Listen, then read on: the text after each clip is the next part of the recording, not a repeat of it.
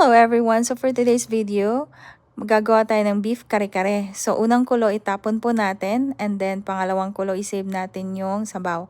So ayan na yung veggies prep na natin. Binlunch lang po ang mga veggie except po sa talong na pinrito natin. At pagkatapos, gisahin na natin ang pinalambot nating beef.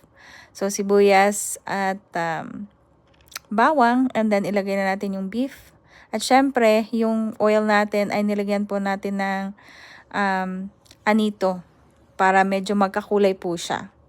Ayan. Tapos ibuhos na natin yung beef stock natin kanina. Tapos ilagay na natin yung mga pampalasa at syempre yung peanut butter, wag natin kalimutan. So 2 kutsara nilagay ko dyan.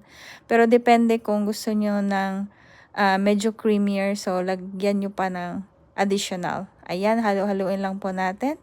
And then ilagay po natin pag sa tingin nyo ay gusto nyo pa ng mas malasa, lagyan nyo ng Mamacita's kare-kare mix. And then pagkatapos yan, timplahan nyo na at pag sakto na sa panlasa, ay serve na natin. And then pagkatapos plating na natin, lagyan natin yung mga gulay. At syempre, hindi mawawala yung bagoong. Thank you for watching. Till next vlog. Bye!